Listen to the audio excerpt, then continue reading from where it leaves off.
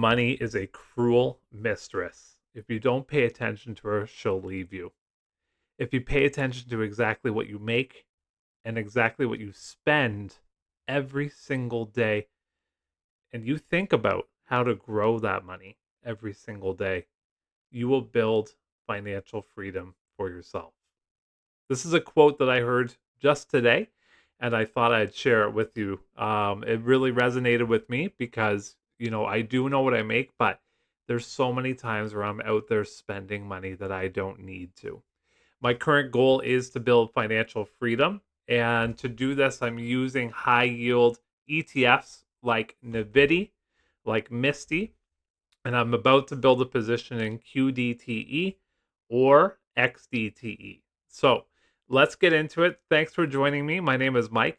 You've reached the channel Health and Wealth, and this is a channel where I talk about high end or high yielding dividend paying ETFs. So let's jump into it right away. So I made a video just the other day about the wheel. Right now, normally the wheel thought process is in relation to options trading. So, putting out cash secured puts, buying at that lower price, and then selling or covered calls, and then rinse and repeat, collecting premiums. So for me, I am going to be attempting to do this with my dividend payments. So here's the deal. So I'm going to be getting dividend payments from NVDY, from MSTY, and I'm currently trying to build that position in MSTY. Right now, I only have 75 shares. I'm trying to build it up to pay me $500 a month. And to do that, I need to add more money to it. So I'm going to do it in two different ways. First way is I have it automatically set up on drip. So that means any money that it pays out, if I have enough money in that, it'll buy shares. So last month, as an example, it bought 5 shares with my 70 shares that it had.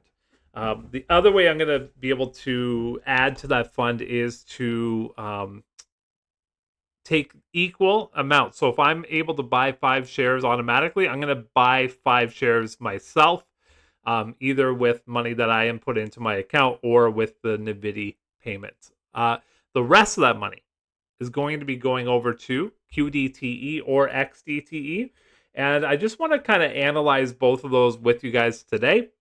When I made my QDTE video, my most popular video yet, so thank you very much for tuning into that one. I'll post it at the end of this video where I do a deep dive on the distributions. When I did a deep dive of QDTE, I noticed a couple of flaws in there. And I think what all of us high yield dividend investors are looking at is the income that it generates. And so QDTE does pay out more than XDTE. But I've just been kind of like going back and forth here, examining which one might be the better option. And I got a lot of comments in that video saying that the QQQ or the NASDAQ 100 is on a downswing, and that's why QDTE is down as well. Okay, well, let's look into that, right? So let's open up my Excel sheet. So I'll make my face a little smaller for you. There we go. Lucky you. And here's the Excel sheet that I put together just a couple of days ago, maybe about a week ago. I've even included in here the latest distribution that's coming out tomorrow. So we're going to take a look at that next. So it says here the latest dividend or distribution is going to be 32 cents coming out on the 6th, which is actually on Friday, which is great. I did see some comments on X. I like to call it Twitter. What do you guys call it? On Twitter, it said, "Oh, it's low," but then somebody made a really great point. It's a shortened week, so that definitely makes sense. But you can see the last two here were in that same range, 31 cents, 32 cents. So let me just kind of zoom into that for you here so you can see it with your own two eyes, highlighting the two right there in the column, right? 31, 32 cents. So, honestly, it is a pretty great fund here. I did the math. If I had have invested $10,000 into it on inception date, which was, it's from what I've seen with YieldMax and these funds, maybe it's not the best idea to invest right away into these funds because it generally seems that the fund will dip a little bit after that inception. So I've seen it happen with many of the funds out there. New ones coming out soon, RDTE. We'll see what happens with that. That's going to be a fund with the Russell index. But yeah, you can see my math down here at the bottom. It said here you would be down $4.19 in share price or unrealized loss of $900.85. Up $675 without drip and up 689.25 with drip, 6%. Now this is the amount of dividends you received since March 7th, the inception date. That didn't include the most recent 31 cents that is coming out in 2 days from now. But yeah, I mean, that looks good. 6% looks good in less than 6 months, right?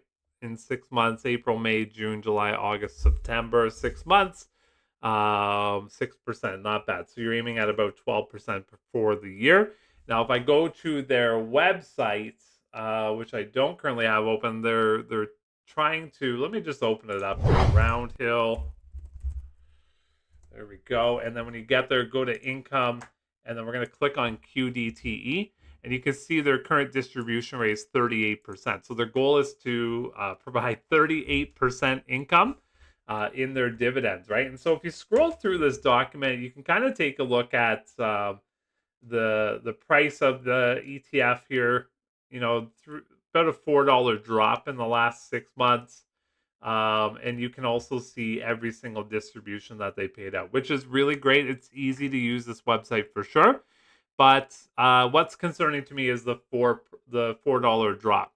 And like I said, the comment that I got was, yeah, but the NASDAQ is down as well. And so when the NASDAQ comes back up, it'll come back up. Well, what I did is I went to Yahoo Finance, and it's pretty awesome. You can actually grab a chart here.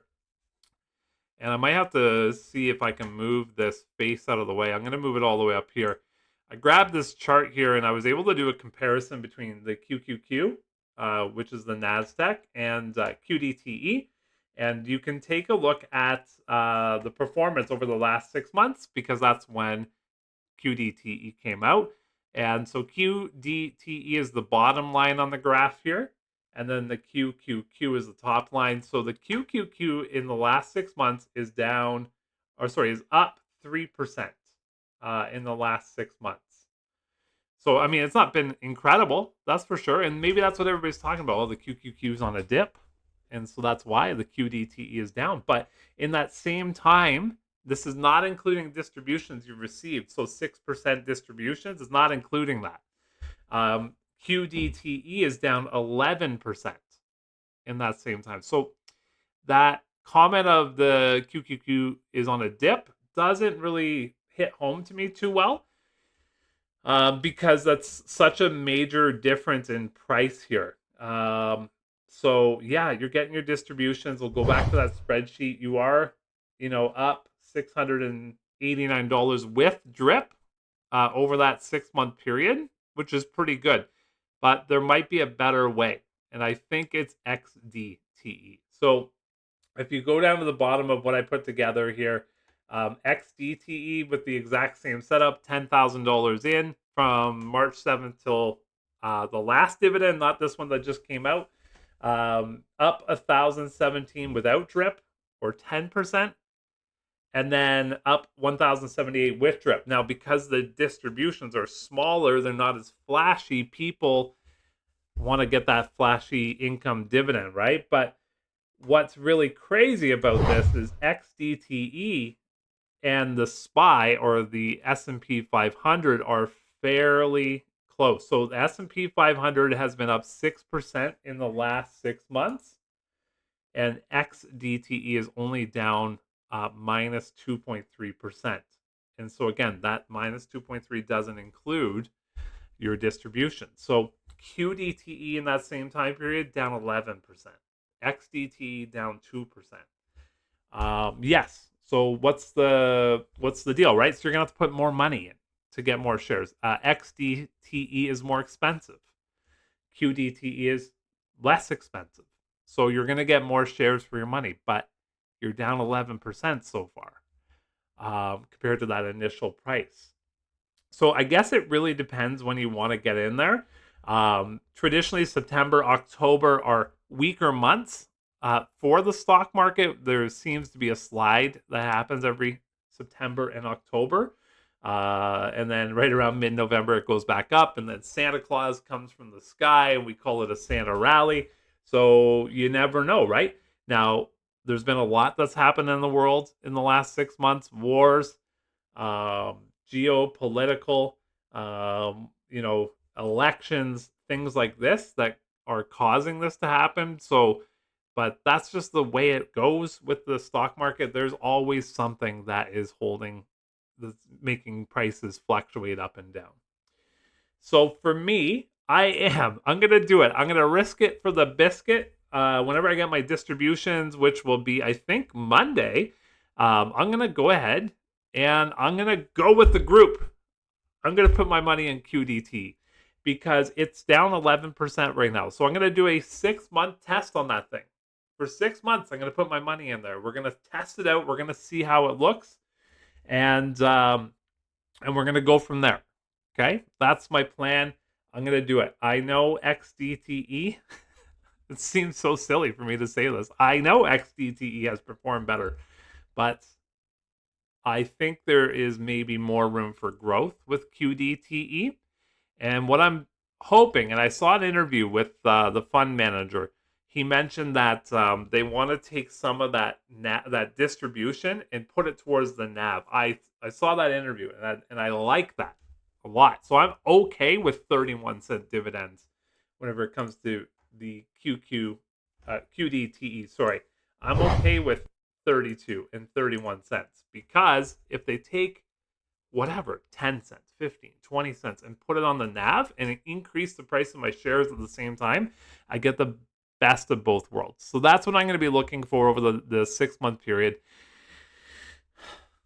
Take a deep breath, everybody. I hope that's what happens, right?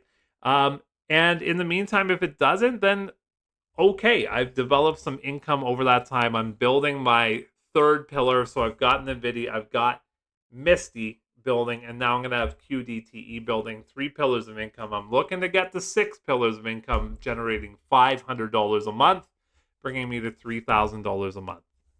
That's the goal. Also, I know there's one person in the back talking to you. What about the tax? Listen, guys, I'm not a tax man at all. But I'll tell you my personal tax. I live in Canada. So if you're Canadian watching this, hello, how are you? Let me know where you're from. But for me, I have this in a tax-free savings account, or TFSA. And so for me, I'm automatically taxed 15% before I even get my money. So that's it for me for tax. Some Canadians choose to do this thing called RRSP. And in an RRSP registered account, you're not taxed actually until you take the money out at retirement. Then you're taxed heavily, right? But why people do RRSP is because they take their income and eliminate it. And then they add the RRSP as income, and then you're taxed at a lower rate because you don't have income anymore. So something to think about. For me, I'm sticking with the TFSA until I max that bad boy out, and then we'll go from there. For me, just so if you want to be nosy, my RRSP is already maxed. And so I have a company match to my RRSP every single pay, which is nice. And so that goes in there as well. Yeah. So what are you guys doing? What are you a bigger fan of, XDTE or QDTE? Did I bring up any good points to you? Have I made you think of anything? Or are you sticking to what you're doing? You're going with QDTE, and you can't be told. I'm sticking with it. 6 months, all right? So what's that mean? That's going to be October, November, December, January, February, March is when I'm going to say I'm going to add more money to it as we go here. I'm going to just stop adding money, and I'm going to go to something else. But that'll be what we're going to do, and I'm excited about that. So guys, thanks so much for joining. Just so you know, this is take 2 or 3. I've added a couple bloopers to the end here. If you like the bloopers, hit the like. If you don't like the bloopers, hit the like. If you can add a comment, subscribe, all of that good stuff. I love you. I miss you. I can't wait to see you again on my next installment. Thanks for tuning in to Health and Wealth.